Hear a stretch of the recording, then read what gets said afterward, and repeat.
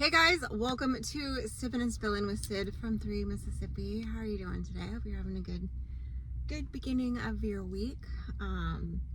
It's Sunday for me right now. I know you guys are seeing this on Monday, and I'm outside of church waiting for them to get out of choir practice. We are going to be heading to Tupelo today because a couple reasons. We hit a snag. So some of you may have heard me talk about my Sebastopol geese before, and I had collected some of their eggs and put them in the incubator, and it was time for them to hatch basically.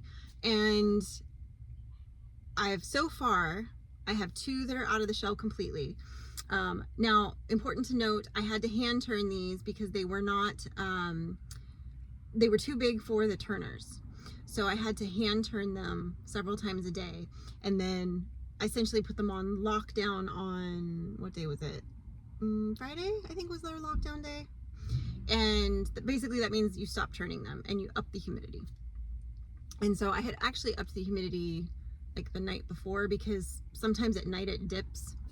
Anyway, so I had one the next morning that had pipped, and then the next day, I believe the next one pipped. Anyway, geese can take, and so can ducks, can take a little bit longer to hatch than chickens. Some people say up to 3 days. But it was like a solid 2 and a little bit for these guys.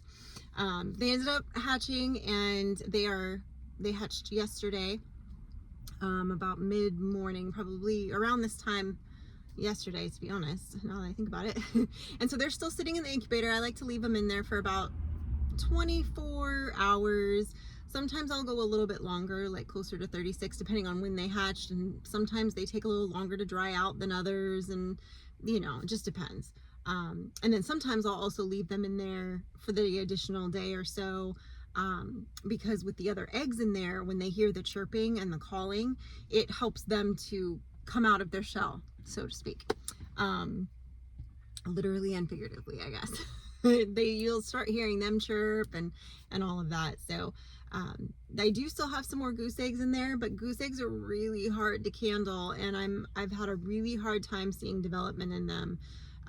In fact, only one of the eggs I was really truly able to see any development during any of the phases. I can see that there is a like air sac ring at the bottom that you have when the sac is full of baby, basically, and like that hardness to it. So I do think I have some more that should be pipping soon. It's hard because I did end up adding a few more goose eggs in there after I initially started the group, because as they were laying, I was trying to gather them up, number one, to kind of keep them laying a little bit longer, and number two, to make sure that I got all the eggs and could make them as viable as I can. So far I have 2. I've got a Muscovy that's sitting on a combination of turkey eggs and duck eggs right now. And my plan is to keep the turkeys out of that batch, but to sell the ducklings. And I actually was talking to one of the gentlemen at church this morning, one of our ushers, and he had seen that I had posted about my goslings, and he said something about wanting more ducks. He's got this giant pond at his like cabin property, and he was like, yeah, you know, I'd like to get some ducks. And I was like, well, I have ducks, and I'm going to be getting rid of these ducks. I'm going to process a few of them because I want the meat, but I said the rest of them I was going to sell, the adults, and I've got ducklings that are coming. And he's like, I'll take them all. So I was like, well, that was easy. So that's gonna be an easy sale to get rid of the rest of those. So it's the catching them and rounding them up that will be fun. I will have to enlist all of 3 Mississippi to help me procure all the birds, but we will do it. So that was good. And then in hatching these goslings, I remembered that I didn't have the right kind of duck and gosling starter on hand. And the feed store here in town closed, and I'm also pretty sure they don't carry it. There's a lot of things that I'm like, I wish they carried that, but they don't. So, and I also need to go get some more minerals for some of the animals, and I need to get some of the, duck and goose starter that's non-medicated and has the niacin and all that. And so anyway, so I need to go, we're going to go to Tractor Supply because on Sundays everything else is closed, and I didn't get a chance to do it yesterday. And also yesterday most of the places were closed. By the time I had this epiphany of, oh shoot, I don't have anything to feed them. And now, just for those of you that don't know, most poultry and fowl, they can go up to 72 hours without any food or drink after they hatch. They are still absorbing the last little bit of that yolk that they were basically, that was sustaining them and growing them, that time in their egg. So you have a little bit of a grace period there where it kind of gives you time to like teach them how to eat and drink. Some breeds like turkeys and quail can be a little slow on the uptake. They are constantly trying to find new ways to die. Turkey poults particularly, quail too, but they're a lot. Anyway, so the point is, got to go get this feed. We got to go to Tupelo. Mike said that he needs something, I don't know what, that he said he needs something from Tractor Supply too. So I have no idea, if we're being honest. But I think it's probably going to be plant related, most likely. Maybe not. Don't know. And then I think all three of us are going to go do that after Sunday lunch.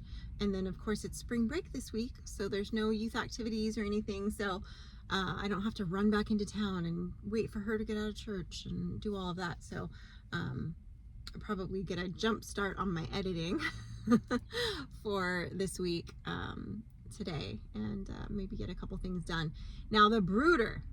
Remember how I said, oh, probably this weekend we'll pull the stock tank out that has all the babies in it, and we will put the vinyl stick down, the stick flooring down, and I'll put the shavings and da-da-da-da. Mike goes to me yesterday, do you think that the glue for the vinyl is going to be a problem for the birds, like the fumes? And I was like, there's glue? I had missed that memo. I thought it was like the old school, like peel and stick, like you peel the and you stick it. And he's like, no honey, there's glue that you have to put down too. And I was like, I was not aware of this. That's a hard no. We can't do that. So what we're going to do, which we didn't do yesterday because we ended up, Mike had some more planting that he wanted to do, and we had to move the compost pile and turn it, and he had to like water it down. So basically, today we'll pull them out, which is unfortunate because it was raining a little bit yesterday and it's raining again today. So we'll have to we'll make it work. I think what we're going to do is basically take them out of the brooder and stick them in the storm shelter for a few minutes. That'll give us time to do what we need to do. But we'll put a tarp down over the unfinished floor and probably nail it in, like make sure it's on there good. And then I'll put my pine shavings down. Couldn't think of the word for pine for some reason. And then he's building some dividers. So I will have my largest area, will have my 50 meat birds. Now, if you remember, I also got a half a dozen hens. What did I get? I got Australops. And so they just need a little bit of room. Not very much at all. And then I've got my 2 goslings and potentially more, and potentially when the ducklings hatch, and potentially when the turkeys hatch. So they can kind of all go together. The poults I'll put in with the laying hens, and the ducklings I'll put in with the geese because they're bigger, and try to keep like with like. And that will also help because they have to have a different kind of feed than the other chicks. They do make feeds for all, and I used to be able to get it where we lived before. I have not been able to find it here. I have not. So I know it exists, but there's our area, some of the feed choices are a little not what I would choose always, I guess you could say. So they're a little off, in my opinion, for the animals that I'm raising, at least. Because our area, specifically northern Mississippi, is very cattle focused. Everybody has cattle. So sometimes it's harder to find things that you need for goats, for sheep, for poultry, and for other fowl, because it's not considered as popular, even though there's many of us out here that raise them. For whatever reason, it's harder to find certain things. And there's also probably a lot of people that don't realize that you're not supposed to give medicated feed to ducks and geese, and that they need more niacin, and it can cause angel wing. And there's, there's some people that just don't know because they don't know. And it's not a guarantee that, obviously that they would get angel wing if they were to have the chick feed, but it's just like, for these goslings, Sebastopol goslings are really hard to hatch out, first of all. I had to wet them with a membrane. I had to wet their membrane with a Q-tip multiple times a day during the hatching process, because they can literally basically get shrink wrapped in their own egg, and then they can't hatch, and then they die if you don't monitor it. And so sometimes you have to really pay attention, and you have to assist. So like, I basically stayed home the couple days they were hatching, and checked on them constantly. And only had to assist a little bit when one of them got part of their wing out of the shell, and then managed to turn a little bit, and I could tell it was like pulling their wing, so I had to kind of break that piece apart around their arm, essentially. And then it went like gangbusters after that.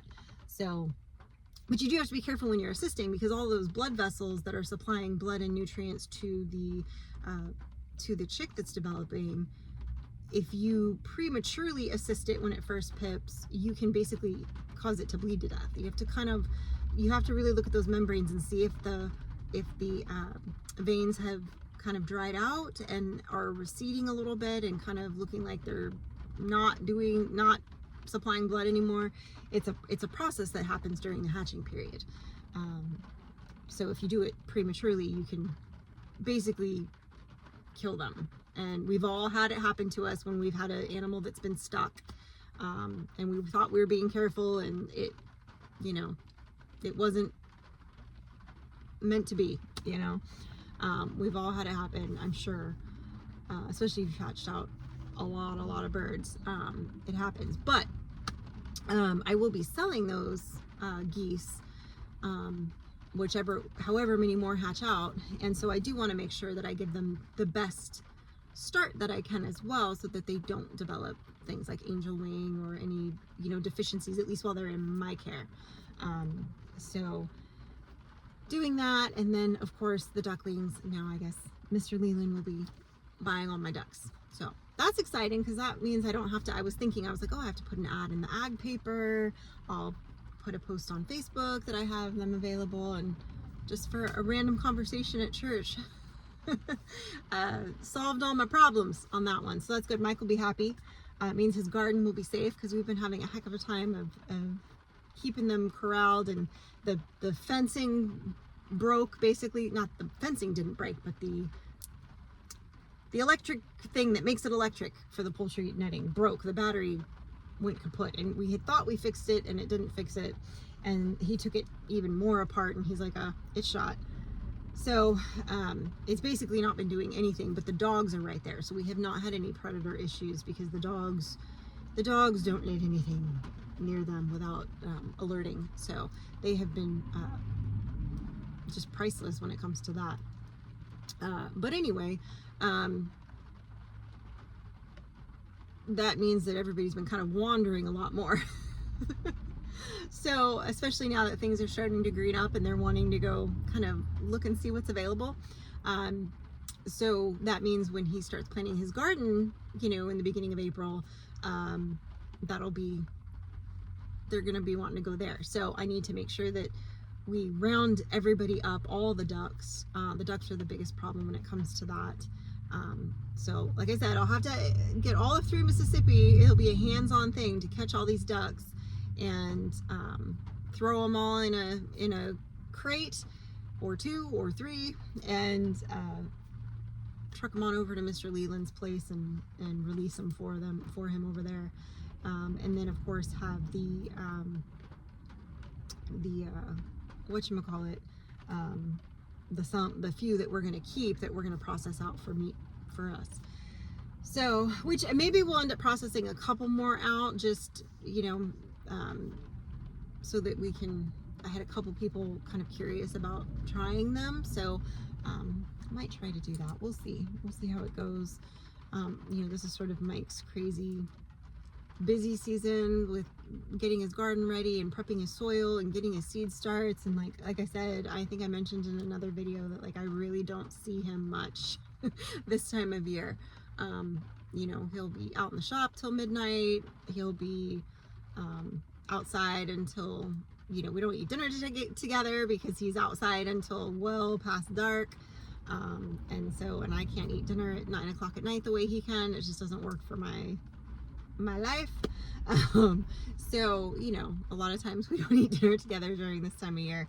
So I'm usually happy when winter hits, for the simple reason of like, we get back to having family dinner and everybody's in the house when it's dark and it's rainy and stormy and we can stay inside and watch a Hallmark movie. So I kind of live for that. But anyway, guys, that's what's going on. We're going to be heading to Tupelo today, and getting those dividers set up so that I can move the goslings out to, you know, putting the thing down and getting those dividers in there so I can move the goslings out to the brooder and have them on the separate feed and everybody be happy. And so that's the game plan right now. That's what's going to happen today, and I'll probably include some of that in Tuesday's video as well. But that's what's happening. So I appreciate you guys. As always, remember, stay blessed and safety's off.